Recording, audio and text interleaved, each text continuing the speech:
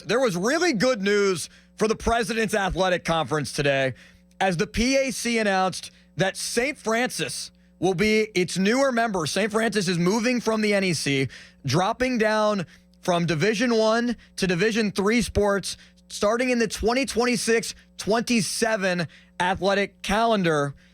And to talk about it is Joe Onderko. He is the lead man, the commissioner of the President's Athletic Conference, as you can see on your screen. We know him well. And Joe, really appreciate your time. This has to be just a huge day in the history of the conference.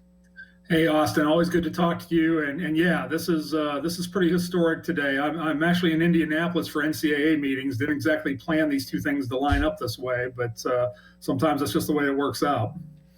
Let me ask you, how did this all come about? Like, when did you know that St. Francis was interested? Did you approach them? Did they approach you? How did this get rolling? Sure. No, I was approached in probably early October, I would say, by a consultant that deals with a lot of Division I schools. And in fact, it was confidential enough. They didn't even want to let me know who they were representing, first of all. So we kind of established some ground rules on how we were going to deal with this. And then basically they introduced the folks at St. Francis to us, which brought about some discussions. We gathered information. And then they came and presented at our PAC President's Council meeting in December at the Duquesne Club. After that and a lot of discussion, our presidents voted unanimously to bring them in. And then it was just a question of when and how do you best announce this? And is the one thing you've seen is, this is such an emotional topic for so many people on both sides of it.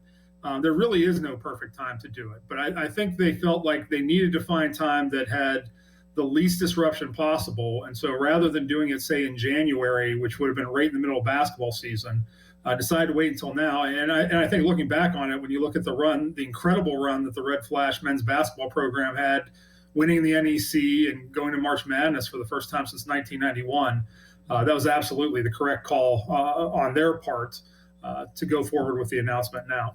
Yeah, and some people are wondering, like, why at this point now too, Joe, because they did go last week and were basically what ended up being the equivalent of a Hail Mary prayer answered for Alabama State from overtime or moving on to play against Auburn. Just if you could talk a little bit more about that, why did St. Francis decide that this was specifically the right time today? Well, I think they wanted to get out of basketball season. They didn't want to do anything that was going to disrupt the run they were on. But at the same time, and I've had people ask me, well, what if they had won that game? What if they had turned around and upset somebody else? No, I don't think it would have changed anything because this was not a rash, quick decision by them. I mean, I think if you read the information they put out, they did a lot of due diligence here. They spent a lot of time looking at this. And quite frankly, Austin, I mean, Division I, as we knew it many years ago, is not Division I now. Right. I mean, it's a completely different landscape. And, it's hard, I think, for folks to understand and accept that for a small private school like a St. Francis, I mean, who is one of, if not the smallest Division I college out there that had a D1 athletic program, having success was just going to become more and more difficult.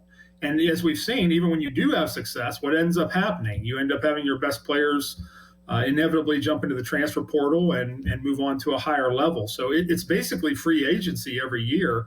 And I think they just took a hard look at, is this what we want our program to be? Or do we want something that we feel can, sustain and have kids for 4 years, give them a great athletic experience, playing at a high level. And Austin, you've watched our games for years. You know how high a level our games are. And I think ultimately they felt like from a culture standpoint, from a fit standpoint, moving to Division III and the PAC at this time was the right move.